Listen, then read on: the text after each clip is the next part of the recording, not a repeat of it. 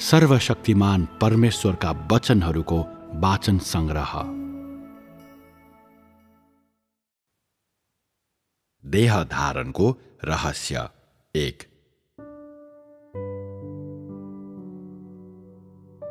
अनुग्रहको युगमा यूहन्नाले येशूको निम्ति बाटो तयार पारे। यूहन्ना आफैले परमेश्वरको काम गर्न सक्दैन थिए, तर केवल मानिसको कर्तव्य पूरा गरे। यूहन्ना प्रभुको अग्रदूत थिए, तैपनि तिनी परमेश्वरको प्रतिनिधित्व गर्न असमर्थ थिए। तिनी पवित्र आत्माले प्रयोग गर्नुभएको व्यक्ति मात्र थिए। येशूले बप्तिस्मा लिनु भएपछि पवित्र आत्मा ढुकुर जस्तै उहाँमाथि ओर्लनुभयो। त्यसपछि उहाँले आफ्नो काम सुरु गर्नुभयो, अर्थात् उहाँले ख्रीष्टको सेवकाई गर्न थाल्नुभयो। त्यसै कारण उहाँले परमेश्वरको पहिचान धारण गर्नुभयो, किनकि उहाँ परमेश्वरबाट आउनु भएको थियो। यसभन्दा पहिले उहाँको विश्वास जे जस्तो भए पनि त्यो कहिलेकहीँ कमजोर वा कहिलेकहीँ बलियो भएको हुन सक्छ। त्यो सबै सामान्य मानव जीवनमा हुने कुरा हो, जुन उहाँले आफ्नो सेवकाईको काम गर्नुभन्दा पहिले उहाँमा थियो। उहाँले बप्तिस्मा लिइसकेपछि परमेश्वरको शक्ति र महिमा तुरुन्तै उहाँसँग थियो। त्यसैले उहाँले आफ्नो सेवकाई गर्न थाल्नुभयो। उहाँले चिन्हहरू र अचम्मका कामहरू गर्न सक्नुहुन्थ्यो, आश्चर्य कर्महरू गर्न सक्नुहुन्थ्यो र उहाँसित शक्ति र अधिकार थियो, किनकि उहाँले सिधै परमेश्वरको तर्फबाट काम गर्दै हुनुहुन्थ्यो। उहाँले आत्माको तर्फबाट काम गर्दै हुनुहुन्थ्यो र आत्माको आवाज प्रकट गर्दै हुनुहुन्थ्यो। त्यसकारण उहाँ आफै परमेश्वर हुनुहुन्थ्यो। यो निर्विवाद छ।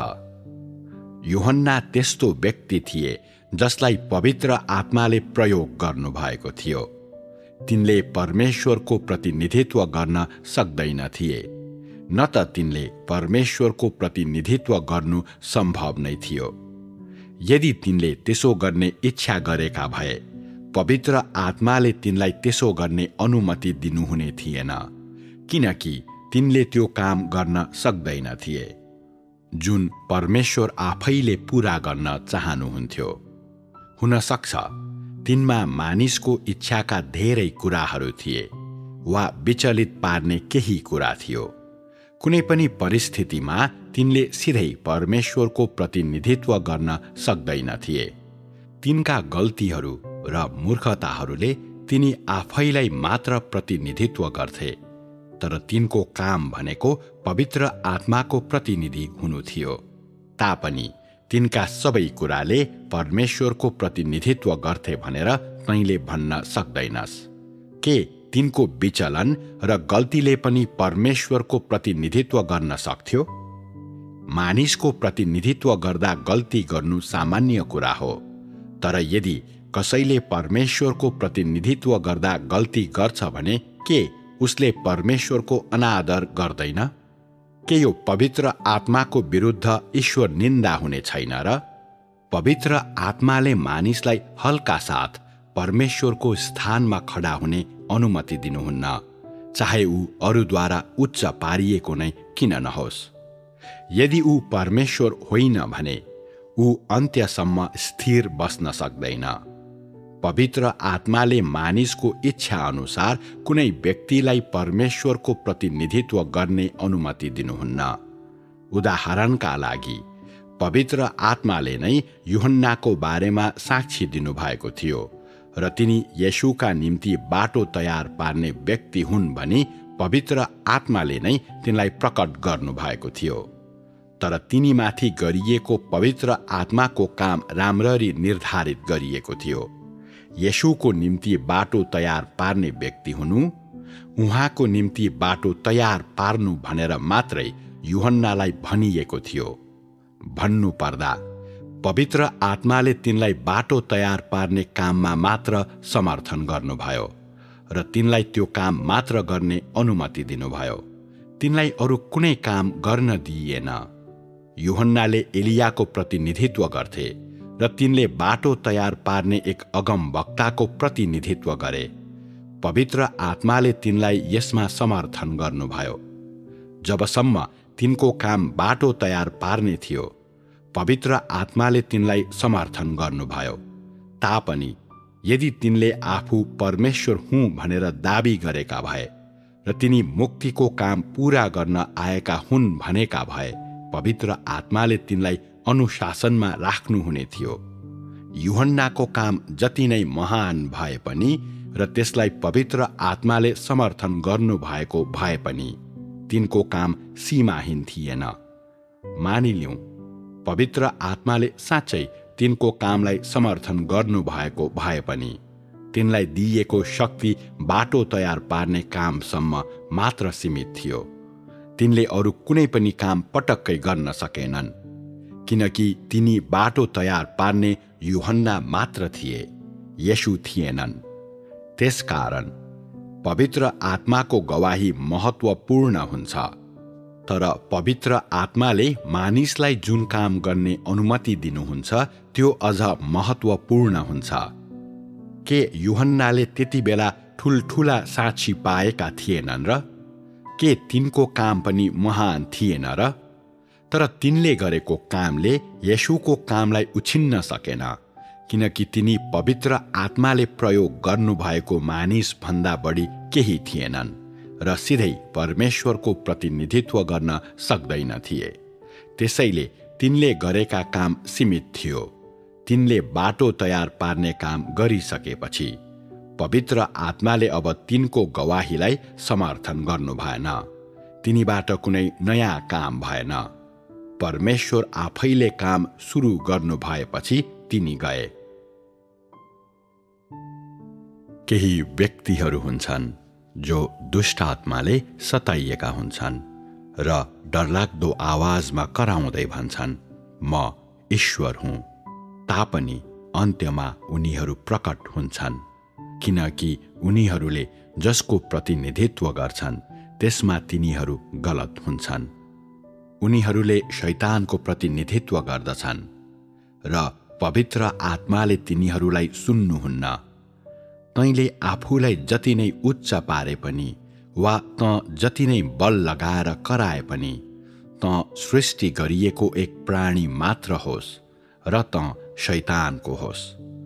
म कहिल्यै पनि यसो भन्दै कराउँदिन, म ईश्वर हुँ, म ईश्वरको प्यारो छोरा हुँ।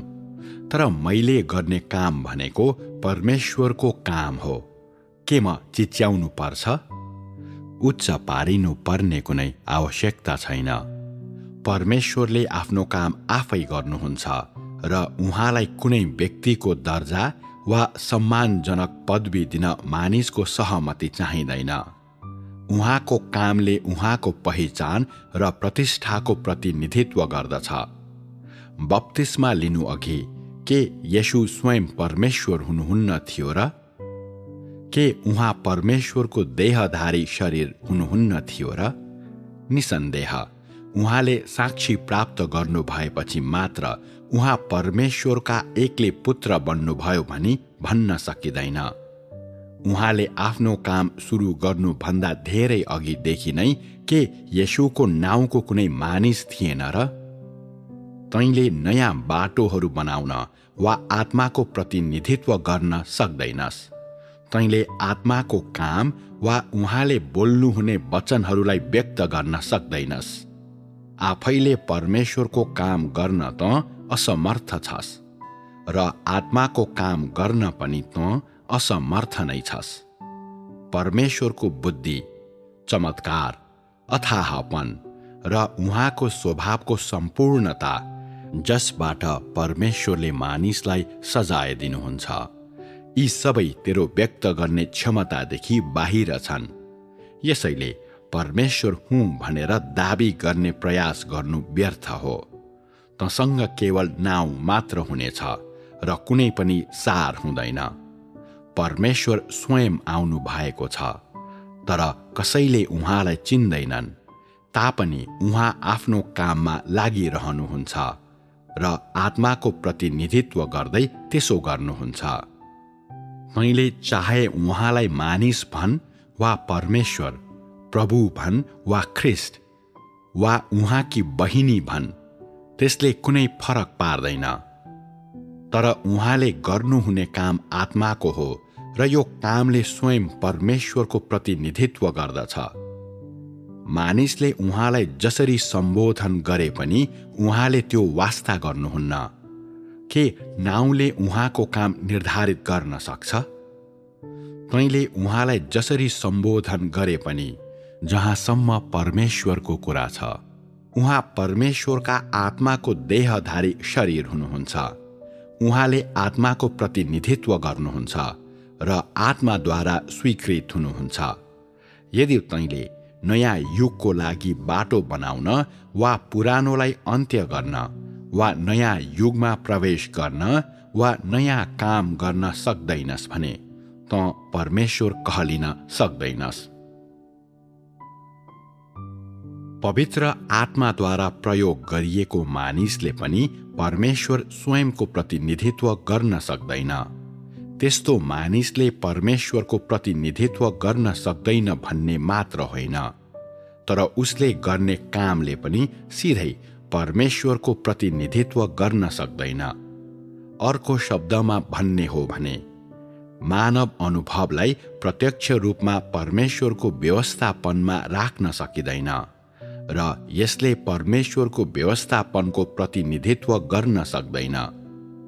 परमेश्वर आफैले गर्ने काम पूर्ण रूपमा त्यो काम हो जुन उहाँले आफ्नै व्यवस्थापन योजनामा गर्न चाहनुहुन्छ र यो महान व्यवस्थापनसँग सम्बन्धित छ।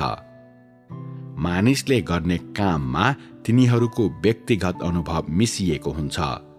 यसमा पहिलेबाटै गइसकेकाहरूले टिकेका भन्दा उता अनुभवको एउटा नयाँ बाटो खोजिन्छ अनि पवित्र आत्माको अगुवाईमा आफ्ना भाइ बहिनीहरूलाई डोर्याइन्छ।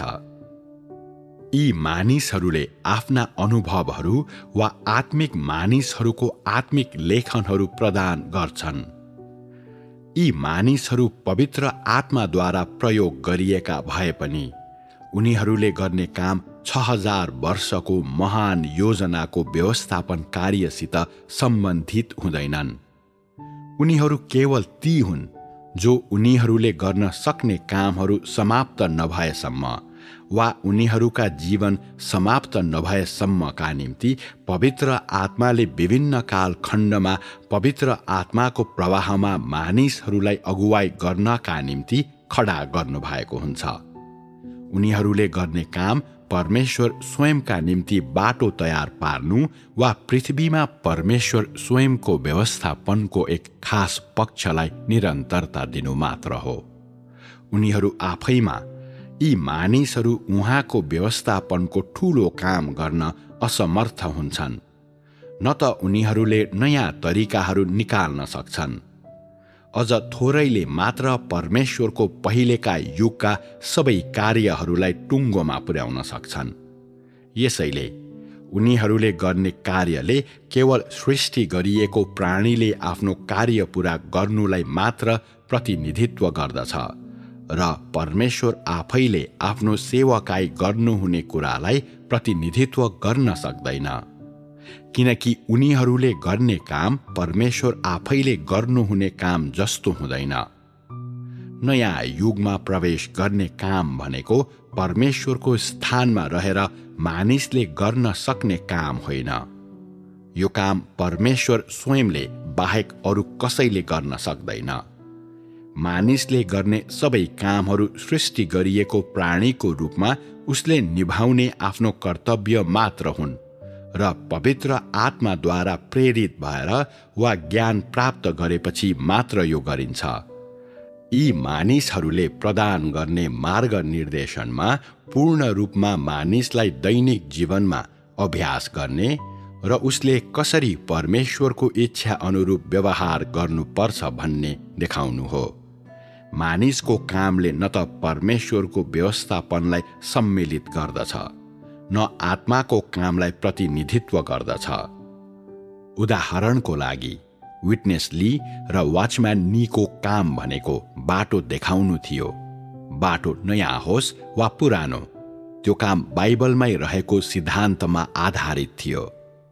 चाहे त्यो काम स्थानीय चर्चको पुनर्स्थापना गर्ने होस् वा स्थानीय चर्च निर्माण गर्ने होस्, जे भए पनि तिनीहरूको काम चर्च स्थापना गर्नुसित सम्बन्धित थियो।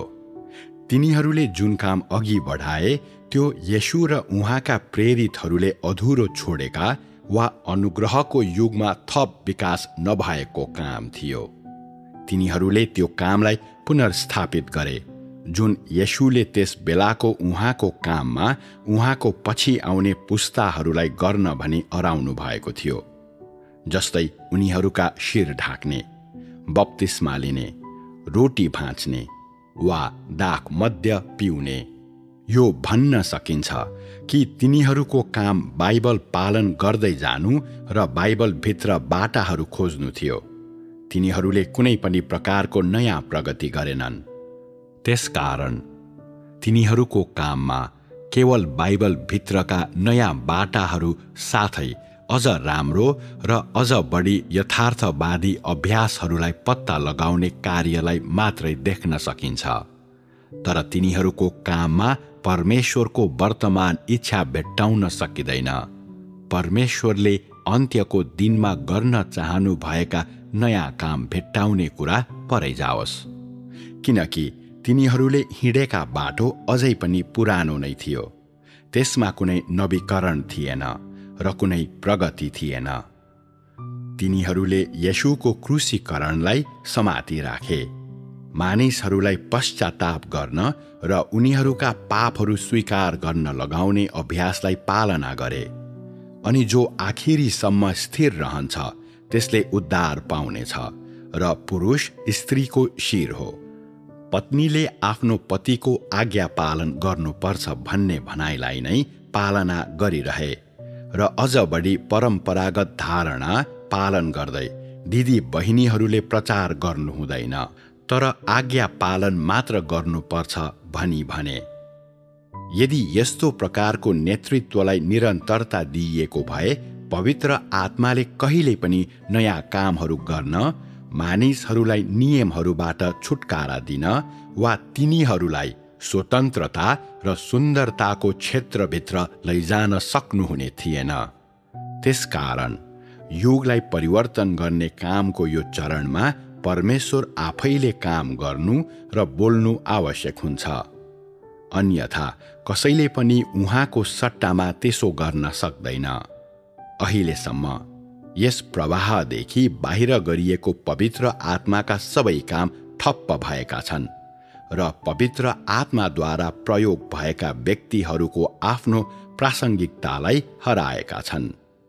त्यसकारण पवित्र आत्माले प्रयोग गर्नुभएको व्यक्तिको काम परमेश्वर आफैले गर्नुभएको काम जस्तो हुँदैन।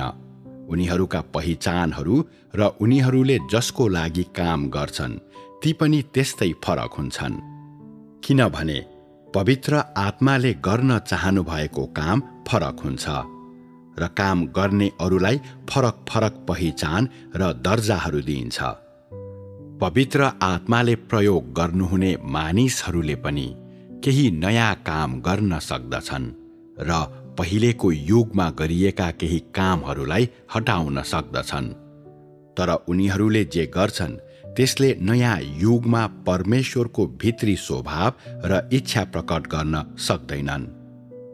उनीहरू केवल पहिलेको युगको कामलाई हटाउनका लागि मात्र काम गर्दछन् अनि परमेश्वर स्वयंको स्वरूपको सीधा प्रतिनिधित्व गर्ने उद्देश्यले काम गर्दैनन्।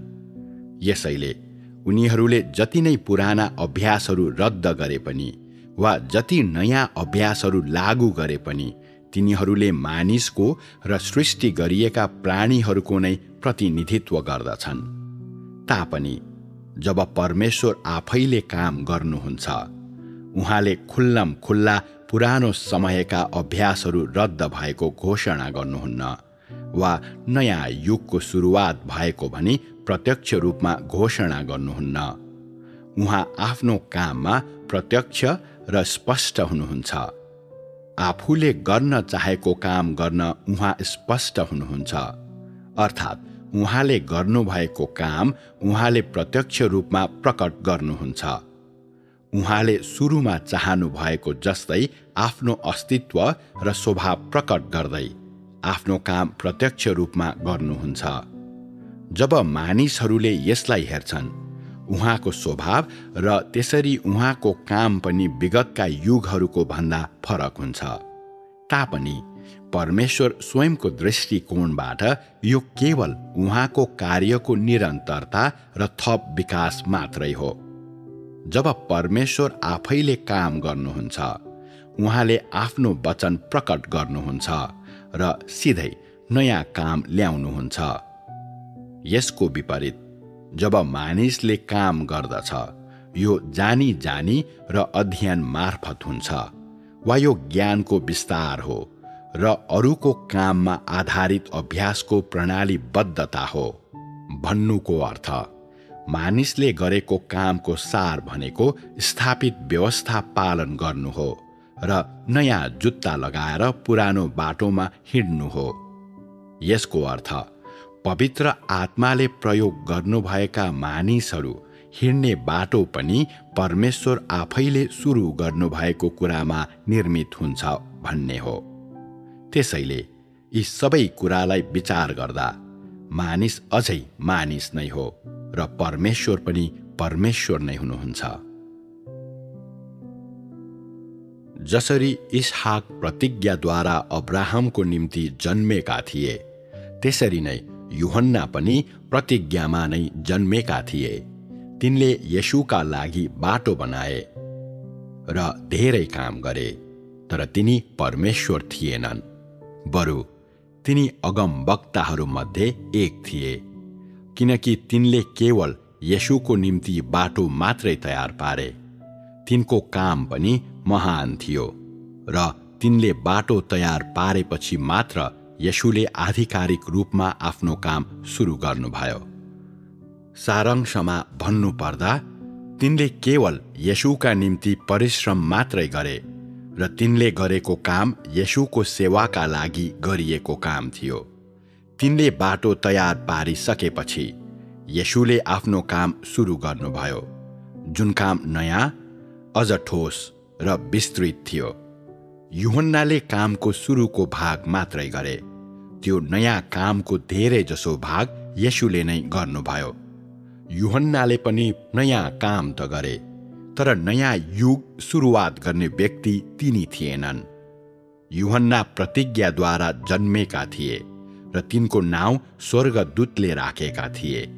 त्यसबेला कसैले तिनको नाउँ तिनका बुबा जकरियाकै नाउँ राख्न चाहन्थे, तर तिनकी आमाले भनिन्, यो बालकलाई त्यो नाउँले बोलाउन सकिँदैन, उसलाई यूहन्ना भनिनुपर्छ। यो सबै पवित्र आत्माको आज्ञामा भएको थियो। येशूको नाउँ पनि पवित्र आत्माको आज्ञामा राखिएको थियो। उहाँ पवित्र आत्माबाट जन्मनु भएको थियो र उहाँ पवित्र आत्माद्वारा प्रतिज्ञा गरिनु भएको थियो।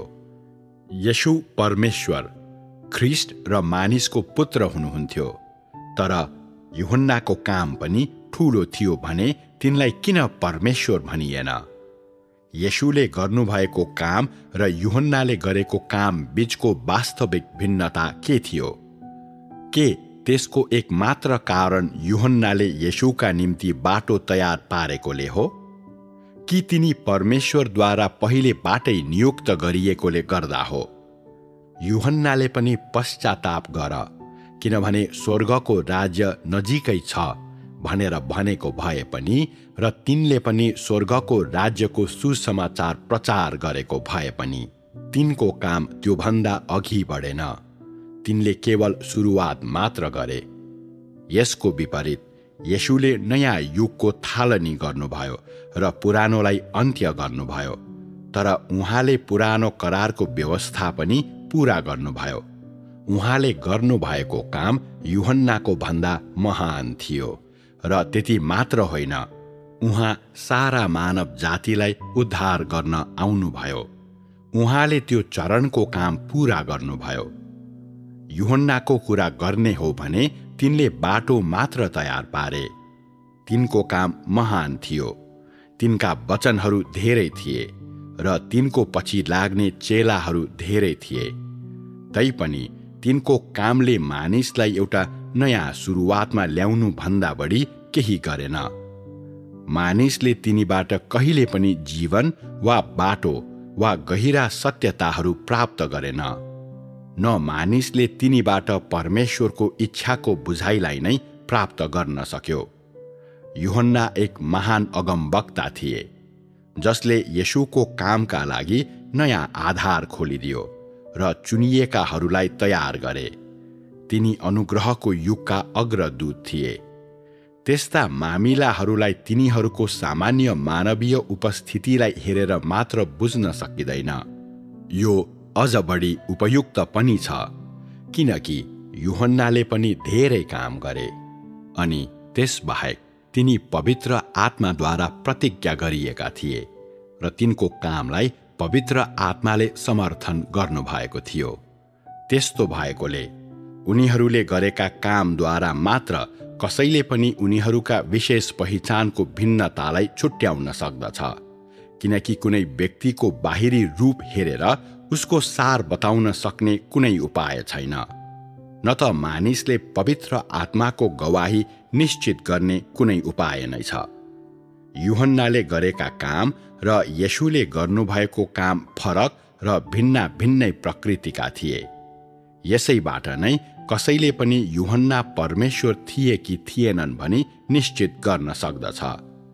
येशूको कामको थालनी गर्नु, जारी राख्नु, निष्कर्षमा पुर्याउनु र त्यसलाई सफल तुल्याउनु पर्ने थियो। उहाँले यी सबै चरणहरू पूरा गर्नुभयो, तर यूहन्नाको काम सुरुवात गर्नुभन्दा बाहेक अरू केही थिएन।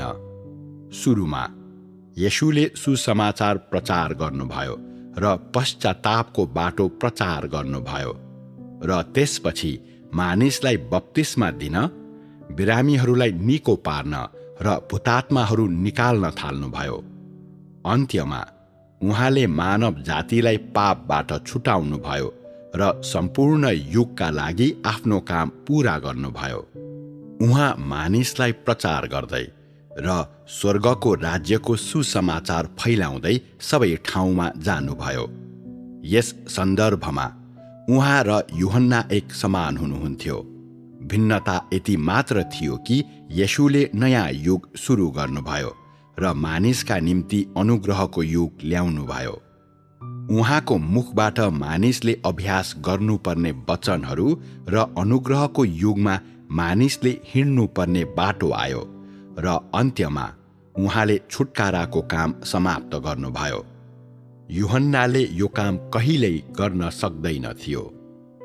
अनि यसरी येशूले परमेश्वर स्वयंले गर्नुहुने काम गर्नुभयो र उहाँ परमेश्वर स्वयं हुनुहुन्छ, जसले प्रत्यक्ष रूपमा परमेश्वरको प्रतिनिधित्व गर्नुहुन्छ। मानिसका धारणाले प्रतिज्ञाद्वारा जन्मने, पवित्र आत्माद्वारा जन्मने, पवित्र आत्माद्वारा समर्थन गरिएका र नयाँ बाटो खोल्नेहरू सबै परमेश्वर हुन् भनी भन्छ। यस तर्क अनुसार त यूहन्ना पनि परमेश्वर हुने थियो, साथै मोशा, अब्राहम र दाउद सबै परमेश्वर हुने थिए। के यो ठूलो ठट्टा होइन र? आफ्नो सेवकाईको काम गर्नुभन्दा पहिले येशू पनि केवल एक सामान्य व्यक्ति हुनुहुन्थ्यो, जसले पवित्र आत्माले जे गर्नुभयो त्यस अनुसार काम गर्नुभयो।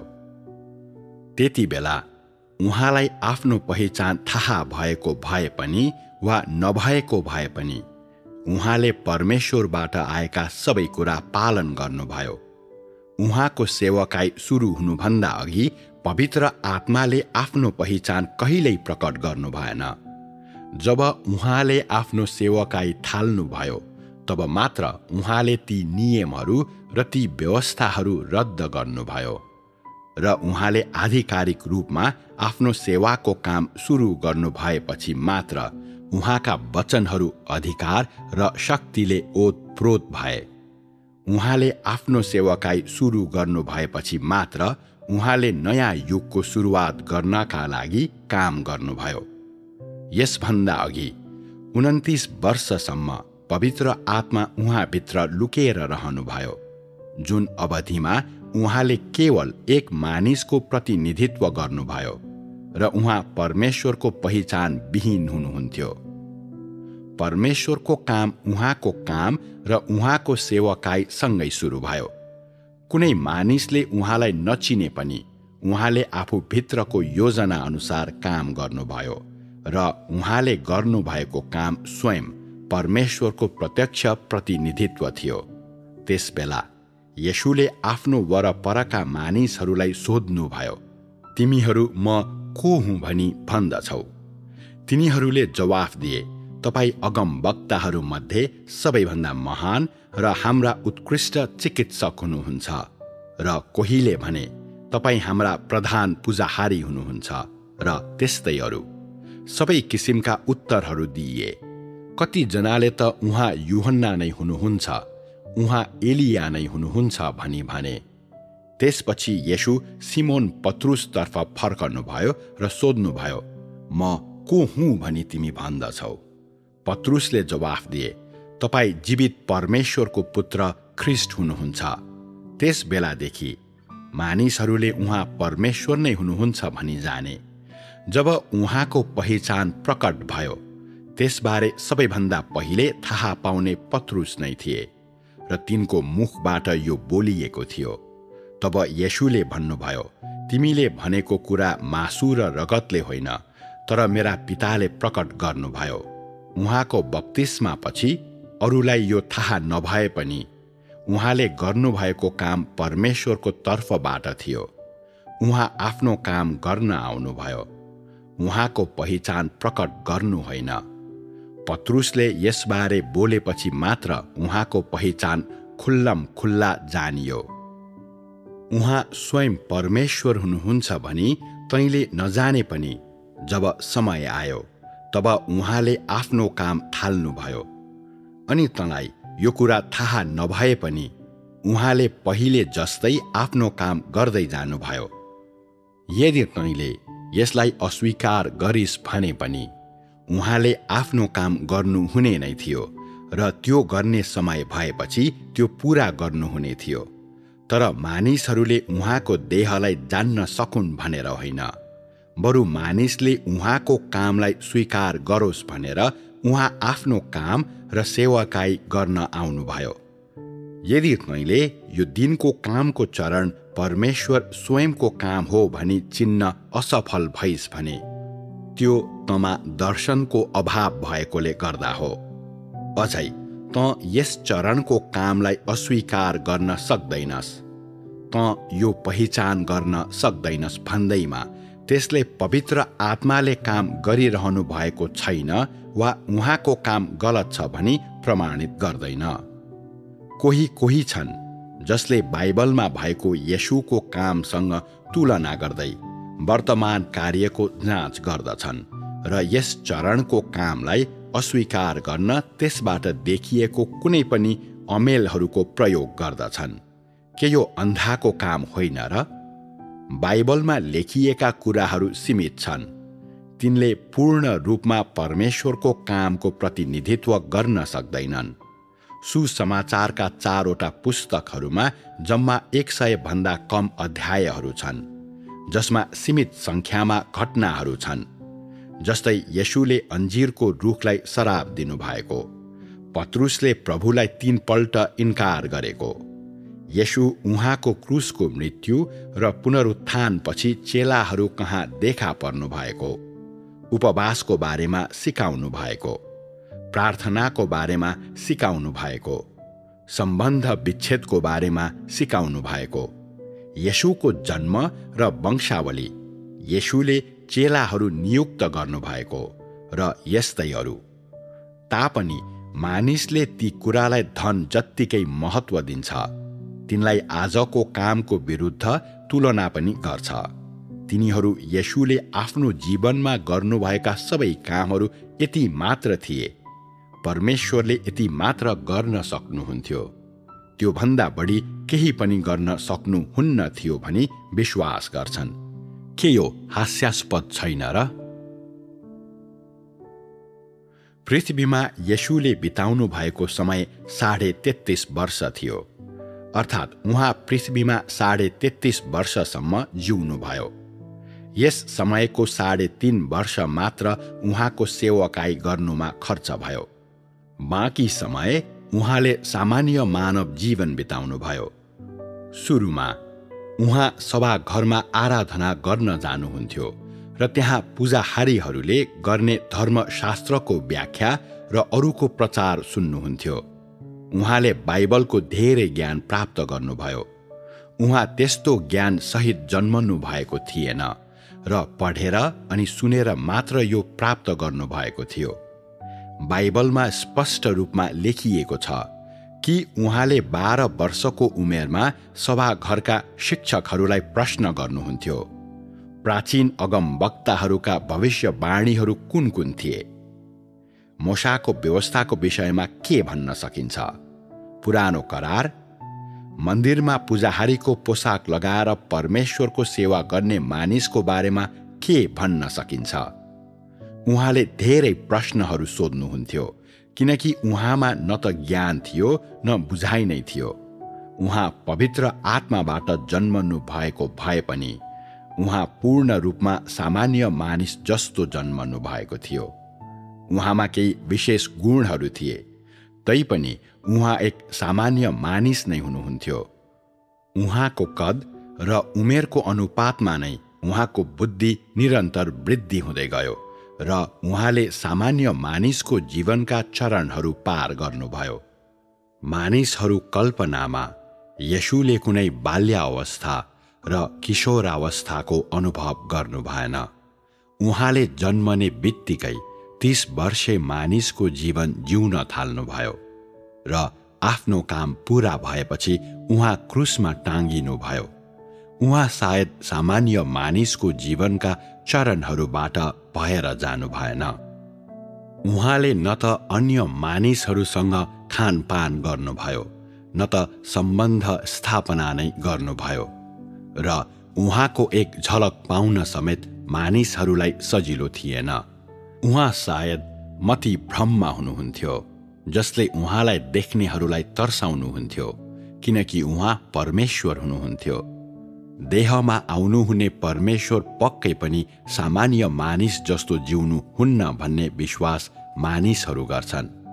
उनीहरू उहाँले दाँत माझ्नु पर्दैन वा मुख धुनु पर्दैन किनभने उहाँ पवित्र व्यक्ति हुनुहुन्छ भन्ने विश्वास गर्छन्। के यी सब विशुद्ध रूपमा मानव धारणा होइनन् र?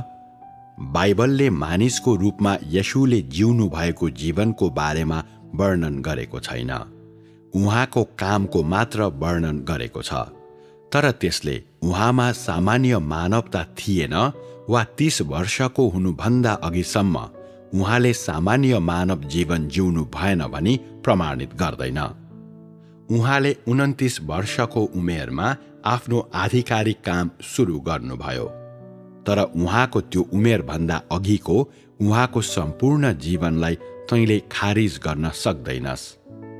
बाइबलले त्यस अवधिलाई यस विवरणबाट हटाएको मात्रै हो, किनकि त्यो सामान्य मानिसको रूपमा उहाँको जीवन थियो र उहाँले ईश्वरीय कार्य गर्नुभएको अवधि थिएन। त्यसैले त्यो लेख्नु जरुरी थिएन, किनकि येशूको बप्तिस्मा भन्दा अघि पवित्र आत्माले प्रत्यक्ष रूपमा कार्य गर्नु भएन।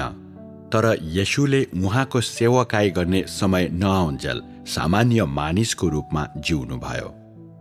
उहाँ देहधारी परमेश्वर हुनुहुन्थ्यो, तैपनि उहाँ सामान्य मानिस जस्तै परिपक्व हुने क्रमबाट भएर जानुभयो। परिपक्वताको यो प्रक्रिया बाइबलबाट हटाइएको थियो। त्यसले मानिसको जीवनको विकासमा कुनै ठूलो सहयोग नपुर्याउने भएकोले त्यसलाई हटाइएको हो।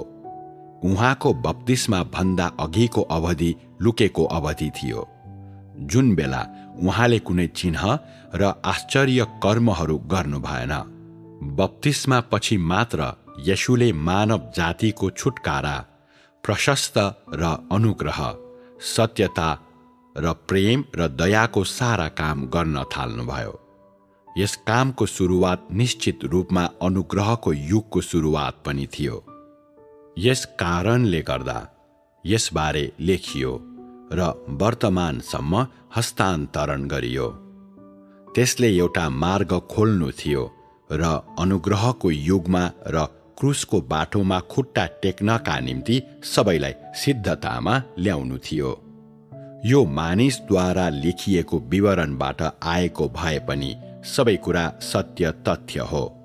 तापनि कता कता ससाना त्रुटिहरू भेट्टाइन्छ। त्यसो भए पनि यी विवरणहरू असत्य छन् भन्न सकिँदैन। जुन कुराहरू लेखिएका छन् ती पूर्ण रूपमा सत्य छन्। मानिसहरूले यसबारे लेख्दा मात्र केही गल्तीहरू गरे। कसैले के भन्छन् भने यदि येशू सामान्य र साधारण मानवतामा हुनुहुन्थ्यो भने उहाँले कसरी चिन्ह र चमत्कारहरू गर्न सक्नुभयो। येशू जुन 40 दिनको परीक्षाबाट भएर जानुभयो त्यो एउटा आश्चर्यको चिन्ह थियो जुन एक साधारण मानिसले हासिल गर्न सक्दैन थियो। उहाँको 40 दिनको परीक्षा पवित्र आत्माको काम गर्ने स्वभावमा थियो। त्यसैले कसैले उहाँमा अलौकिक शक्ति अलिकति पनि थिएन भनी कसरी भन्न सक्छ। चिन्ह र चमत्कारहरू गर्ने उहाँको क्षमताले उहाँ मानवभन्दा माथिको व्यक्ति हुनुहुन्थ्यो, सामान्य मानिस होइन भनी प्रमाणित गर्दैन। यो पवित्र आत्माले उहाँ जस्तो एक सामान्य मानिसमा गर्नुभएको काम हो। त्यसैले उहाँलाई आश्चर्य कर्महरू गर्न र अझ ठुलो काम गर्न सक्षम बनाइयो। येशू आफ्नो सेवकाई गर्नुभन्दा अघि वा बाइबलले भनेअनुसार पवित्र आत्मा उहाँमाथि ओर्लिनुभन्दा अघि केवल एक साधारण मानिस हुनुहुन्थ्यो र कुनै पनि हिसाबले अलौकिक हुनुहुन्न थियो।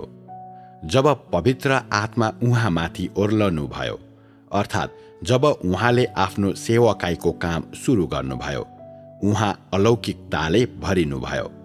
यसरी मानिसले परमेश्वरको देहधारी शरीरमा सामान्य मानवता हुँदैन भनी विश्वास गर्छ। यसबाहेक उसले देहधारी परमेश्वरमा ईश्वरत्व मात्र हुन्छ तर मानवता हुँदैन भनी गलत विचार गर्छ। निस्सन्देह जब परमेश्वर पृथ्वीमा आफ्नो काम गर्न आउनुहुन्छ, सबै मानिसहरूले अलौकिक घटनाहरू देख्छन्। उनीहरूले आफ्ना आँखाले जे देख्छन् र उनीहरूले आफ्नो कानले जे सुन्छन् ती सबै अलौकिक हुन्, किनकि उहाँको काम र उहाँका वचनहरू बुझ्न नसकिने र प्राप्त गर्न नसकिने कुरा हुन्। यदि स्वर्गको कुनै चिज पृथ्वीमा ल्याइयो भने त्यो अलौकिक नभएर अरू के हुन सक्छ र? जब स्वर्गको राज्यका रहस्यहरू पृथ्वीमा ल्याइन्छन्, रहस्यहरू जुन बुझ्न नसकिने र अज्ञात हुन्छन्, जुन आश्चर्यजनक र बुद्धिमान हुन्छन्, के ती सबै अलौकिक होइनन् र? तापनि तँलाई थाहा हुनुपर्छ, त्यो जतिसुकै अलौकिक भए पनि सबै थोक उहाँको सामान्य मानवतामा नै सम्पन्न हुन्छन्। परमेश्वरको देहधारी शरीर मानवतामा छ। यदि उहाँ हुनुहुन्न थियो भने उहाँ परमेश्वरको देहधारी शरीर हुनुहुने थिएन। येशूले आफ्नो समयमा धेरै आश्चर्य कर्महरू गर्नुभयो। त्यस समयका इस्राएलीहरूले जे देखे त्यो अलौकिक कुराले भरिएका थिए। तिनीहरूले स्वर्गदूतहरू र सन्देशवाहकहरू देखे अनि तिनीहरूले यहोवाको आवाज सुने। के यी सबै अलौकिक थिएनन् र? निश्चय आज त्यहाँ केही दुष्ट आत्माहरू छन् जसले अलौकिक चिजहरूद्वारा मानिसलाई धोका दिन्छन्। तिनीहरूले गर्ने नकल बाहेक अरू केही होइन। पवित्र आत्माले अहिले नगर्नुहुने कामद्वारा मानिसहरूलाई धोका दिन्छन्। धेरै मानिसहरूले चमत्कारहरू गर्छन् र बिरामीहरूलाई निको पार्छन् र भूतहरू थपाउँछन्। यी सबै दुष्टात्माको काम बाहेक अरू केही होइन, किनकि पवित्र आत्माले अहिले त्यस्तो काम गर्नुहुन्न र त्यस समयदेखि पवित्र आत्माको कामको नकल गर्ने सबैजना वास्तवमा साँच्चै नै दुष्टात्माहरू हुन्। इस्राएलमा त्यसबेला गरिएका सबै कामहरू अलौकिक प्रकृतिको काम थिए। यद्यपि पवित्र आत्मा अहिले त्यस्तो तरिकाले काम गर्नुहुन्न र त्यस्ता कुनै पनि काम अहिले शैतानको नकल र छली भेष र त्यसको खलबली हो। तर तैँले जुनै पनि अलौकिक कार्य दुष्ट आत्माबाट नै आउँछ भनेर भन्न सक्दैनस्। यो परमेश्वरको कामको युगमा निर्भर हुन्छ। वर्तमान समयमा देहधारी परमेश्वरले गर्नुभएको कामलाई विचार गर। यसको कुन पक्ष अलौकिक होइन? उहाँका वचनहरू तेरो निम्ति बुझ्न नसकिने र प्राप्त गर्न नसकिने छन् र उहाँले गर्नुहुने काम कुनै मानिसले गर्न सक्दैन। उहाँले जे बुझ्नुहुन्छ त्यसलाई बुझ्न मानिसको निम्ति कुनै उपाय छैन र उहाँको ज्ञानको विषयमा भन्दा त्यो कहाँबाट आउँछ मानिसले जान्दैन। केही मानिसहरू भन्छन्, म पनि तपाईँ जस्तो नै सामान्य छु, तर तपाईँले जे जान्नुहुन्छ त्यो म जान्दिन। यो कसरी हुन सक्छ? म जेठो छु र अनुभवमा धनी छु, तर म जे जान्दिन त्यो तपाईँले कसरी जान्नुहुन्छ? जहाँसम्म मानिसको कुरा छ, यी सबै यस्ता कुरा हुन् जुन मानिसले प्राप्त गर्न सक्दैन। त्यसपछि यस्ता मानिसहरू पनि छन् जो भन्छन्, इस्राएलमा गरिएको काम कसैले जान्दैन र बाइबलका व्याख्याकारहरूले पनि कुनै स्पष्टीकरण दिन सक्दैनन्। तपाईँले कसरी ती जान्न सक्नुहुन्छ? के यी सबै अलौकिक विषयहरू होइनन्? उहाँसँग आश्चर्य कर्मको कुनै अनुभव छैन, तापनि उहाँले सबै कुरा जान्नुहुन्छ। उहाँ बोल्नुहुन्छ र ठूलो सहजतासँग सत्य व्यक्त गर्नुहुन्छ। के यो अलौकिक होइन? उहाँको कामले देहले प्राप्त गर्न सक्ने चिजलाई पार गर्दछ। मासुको शरीर भएको कुनै पनि मानिसको विचारमा यो प्राप्त गर्न नसकिने र मानिसको मनको तर्कले बुझ्नै नसक्ने कुरा हो। उहाँले कहिल्यै बाइबल पढ्नु भएको थिएन, तापनि उहाँले इस्राएलमा परमेश्वरले गर्नुभएको कामलाई बुझ्नुहुन्छ। उहाँ यस पृथ्वीमा उभिएर बोल्नुहुन्छ, तापनि उहाँले तेस्रो स्वर्गका रहस्यहरूको कुरा बोल्नुहुन्छ। जब मानिसले यी वचनहरू पढ्छन्, यो भावनाले उसलाई जित्न सक्छ। के यो तेस्रो स्वर्गको भाषा होइन?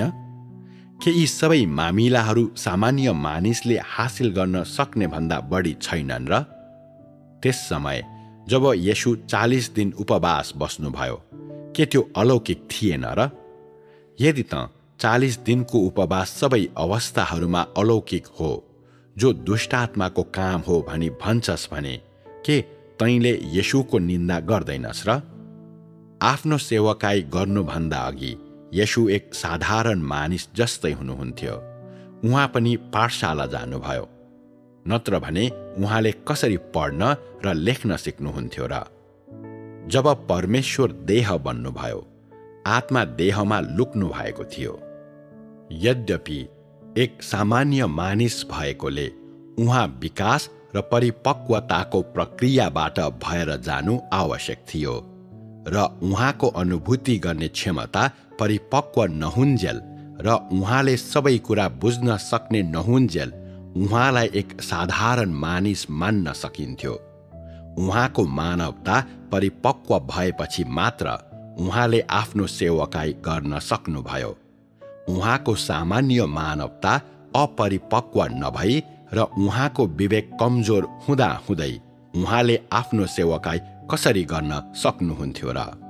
निश्चय उहाँले 6 वा 7 वर्षको उमेरमा आफ्नो सेवकाई गरून् भनी अपेक्षा गर्न सकिँदैन थियो।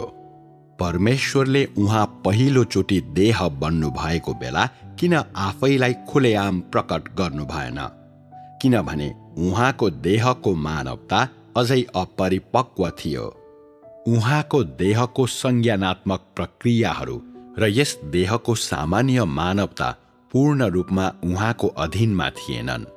यसकारण उहाँले आफ्नो काम सुरु गर्नुभन्दा अघि नै उहाँमा सामान्य मानवता र सामान्य व्यक्तिको सामान्य ज्ञान हुनुपर्ने पूर्ण आवश्यकता थियो, यतिसम्म कि उहाँले देहमा आफ्नो काम पूरा गर्न पर्याप्त रूपमा सुसज्जित हुनुभएको होस्। यदि उहाँ यस कामको बराबरी हुनुहुन्न थियो भने उहाँ बढ्दै र परिपक्व हुँदै जानु आवश्यक हुने थियो। यदि येशूले 7 वा 8 वर्षको उमेरमा आफ्नो काम सुरु गर्नु भएको भए के मानिसले उहाँलाई विलक्षण प्रतिभा सम्पन्न व्यक्ति ठान्ने थिएनन् र? के सबै मानिसले उहाँलाई एउटा बालक ठान्ने थिएनन् र?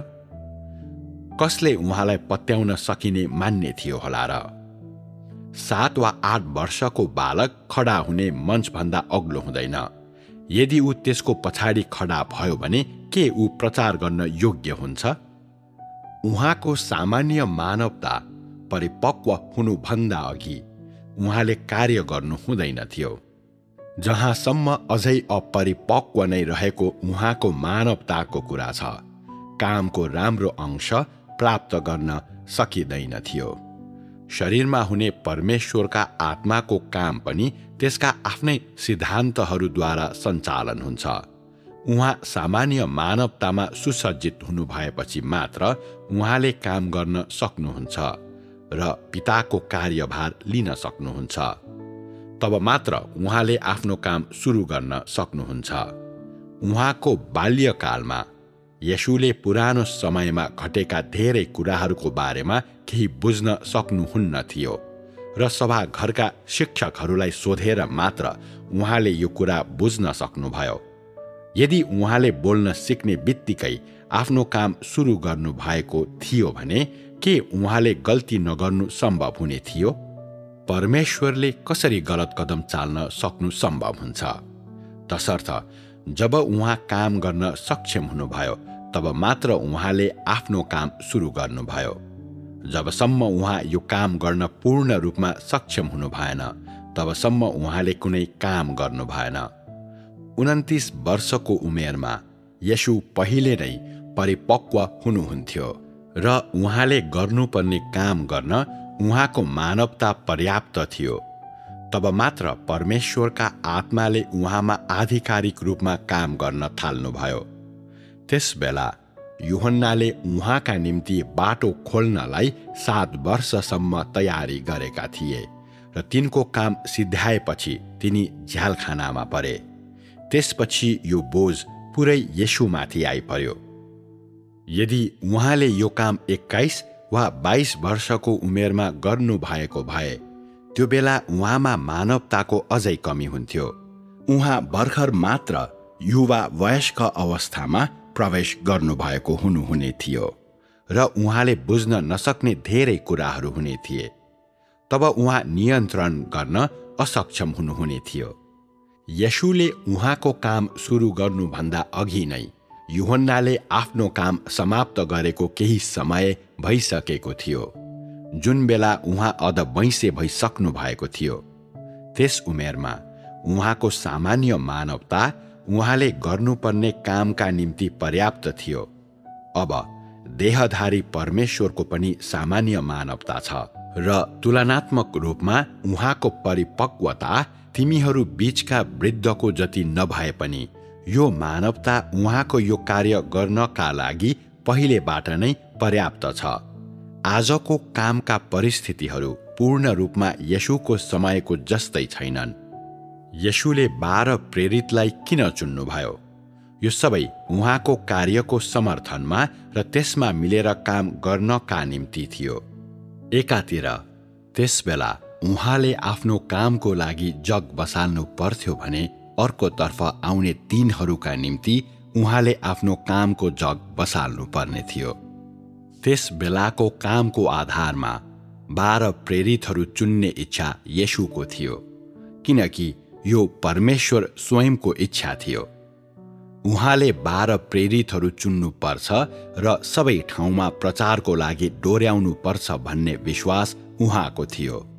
तर आज तिमीहरूको बीच यसको कुनै आवश्यकता छैन। जब देहधारी परमेश्वरले शरीरमा काम गर्नुहुन्छ त्यसमा धेरैवटा सिद्धान्तहरू हुन्छन् र थुप्रै कुराहरू हुन्छन् जुन मानिसले सजिलै बुझ्दैन। मानिसले उहाँको काम गर्न वा परमेश्वरबाट धेरै मागहरू गर्न लगातार आफ्ना धारणाहरूको प्रयोग गर्दछ। तापनि आजको दिनसम्म धेरै मानिसहरूलाई तिनीहरूका ज्ञान पूर्ण रूपमा तिनीहरूका आफ्नै धारणाले बनेको छ भन्ने थाहा छैन। परमेश्वरले जुनै युग वा जुन स्थानमा देह धारण हुनु भए पनि उहाँले शरीरमा गर्नुहुने कामका सिद्धान्तहरू अपरिवर्तित छन्। उहाँले देह बनेर आफ्नो काममा शरीरको सीमालाई नाग्न सक्नुहुन्न। झन् उहाँ देह बनेर शरीरको सामान्य मानवताभित्र काम नगर्न त अझै सक्नुहुन्छ। अन्यथा परमेश्वरको देह धारणको महत्त्व विलीन हुने थियो र वचन देहधारी बन्नुभयो भन्ने कुरा पूर्ण अर्थहीन हुने थियो। यसबाहेक स्वर्गमा बस्नुहुने पिताले मात्र परमेश्वरको देह धारणको बारेमा जान्नुहुन्छ र अरू कसैले जान्दैन। न त देह आफैले जान्नुहुन्छ न स्वर्गका सन्देश वाहकहरूले जान्दछन्। यस्तो भएकोले परमेश्वरले शरीरमा गर्नुहुने काम अति सामान्य हुन्छ र वचन साँच्चै देहधारी बन्नुभएको छ भनी देखाउन राम्ररी सक्षम हुन्छ र देहको अर्थ एक साधारण र सामान्य मानिस भन्ने हुन्छ।